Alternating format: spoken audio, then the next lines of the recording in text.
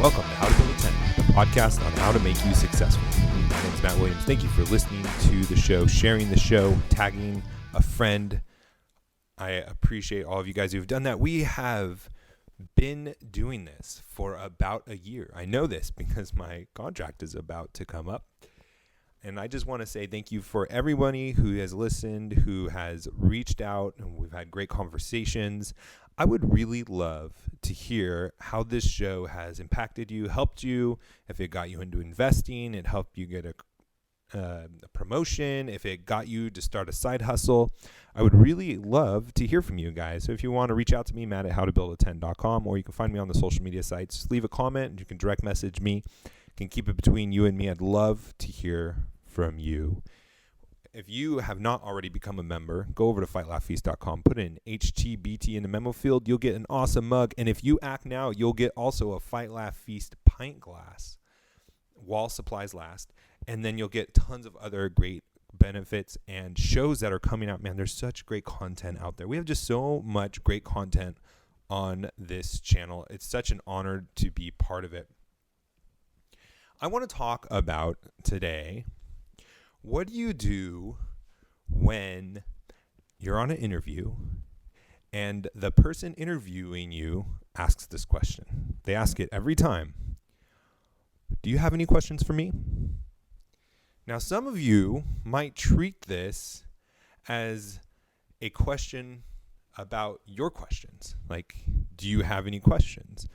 And you might be just honestly thinking, wow, no, actually, I may have come up with a few questions, but we answered them in this interview. And so, no, I don't have any questions. You should never answer that question in an interview with, no, I do not have any questions. Why is that? And I tell people about this a lot, or talk to people about this a lot. Your words are more than just communication. They are an impression. You are telling somebody, you are giving them an image of you, a brand image of who you are. And part of this question is going to not only inform you about the question you have, but it's also going to give your interviewer a better understanding of who you are and the person that they are potentially hiring. And what you want to do when you are asked that question is have some questions prepared based on whatever position you are going for, what level that is. It's going to look differently. But questions that are going to further show the interviewer why they should hire you.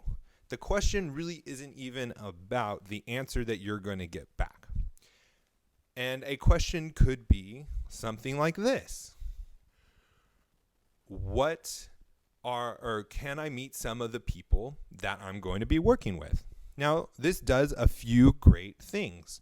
One, you get to meet some of the people that you might be working with, spending 8-10 hours a day with, depending on your job level and how much of a demand your job is going to require of you. And it'd be really nice to not only you get a job with people you like. And if you end up getting a few different job offers from different places, finding and meeting the people that you're going to work with might give you a good understanding about which job to take. It is also going to give you a good feel for the culture of the place. You might just get a first impression and just see how people are walking. As you're walking up to meet people, look at their faces before they notice you're coming. Because I guarantee people aren't expecting to meet a bunch of people that are getting interviewed. You just look at them walking down the hall, you don't know them, and you realize that they're in for an interview. Another great question would be why did the last person in this role leave? Was it because they got promoted? Was it because they were under pressure? And this could give you a good understanding about what you're getting into. And so there's a lot of different questions like that. And then I like that last question because it will show the person that is interviewing you that you understand the importance of culture. When you are looking to find out why somebody left, if you're looking for the opportunity to meet the people you're going to work with, That is an emotional intelligence, and we've talked about how important that is before. That is showing that you have an understanding of the importance of emotional intelligence and the importance of having a cultural fit with the company that you're working for. It's more than just, can you do these skills, but it's, do you get along with the people you're working with? Do you get along? Can you fit in with the people you're going to manage, the people you're going to lead, the people you're going to report to? You can also ask questions like back at them and ask them, like, what is your management style? How do you handle confrontation in the workplace? Is there ever been an example that you can provide of where two people had a dispute and how was that resolved? Just getting an understanding about how these things are handled can be a great insight into if you ever want to work for this company or not. So you want to use that opportunity that you know is coming. I don't think I've ever been in an interview where they haven't asked me if I have any questions. You want to use that and leverage it to further differentiate yourself from the field. And it's a great opportunity, not only for the reasons I just stated, but because the pressure is off you now, and you can almost turn the table and be asking the interviewer questions, and you can become the interviewer.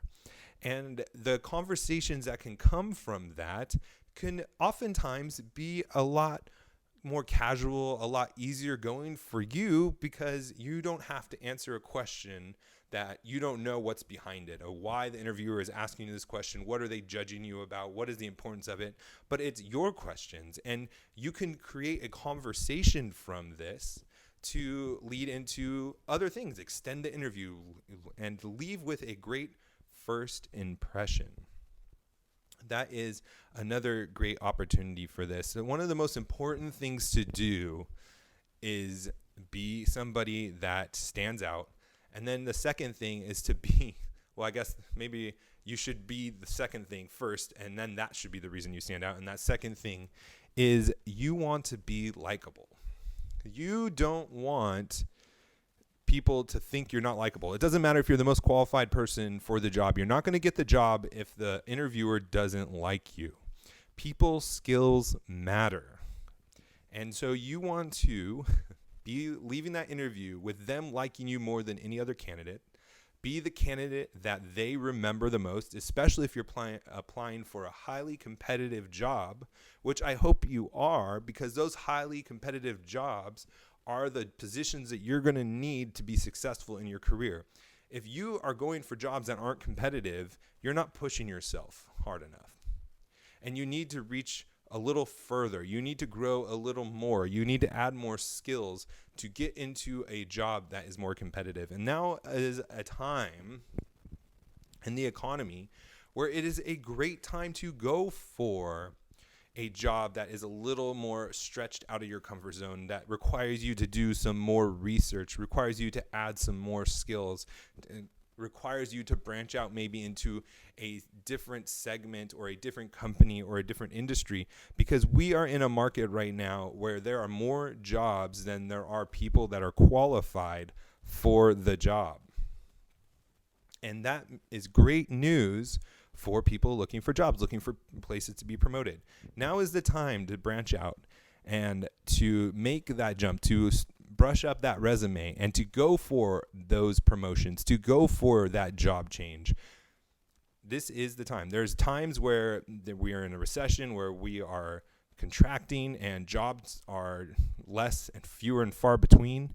And it might be you just have to settle for a job, but that is not the time. So I want you, Brusha, if you are looking for that next step, if you have been in a comfortable position, if you are in a job right now that you've been in for a long time and you just don't feel challenged, you don't feel stretched, I want you to pray about it, to really consider taking a step of faith, brushing up that resume, applying for some jobs that might stretch you, and look for tips and ways to apply this episode to ask questions, to stand out, to be different, to learn about the workplace you are going to be. Excuse me, my phone is ringing at the crescendo of my motivational speech. But go after that job. Go get that interview. And when you do that interview, differentiate yourself. Be prepared to ask questions that are going to make you stand out, that are going to make you likable, that is going to help you make a decision to take the job or not. The pressure isn't all on you as the interviewee, even though it feels like it. Now let's go out and be successful together. God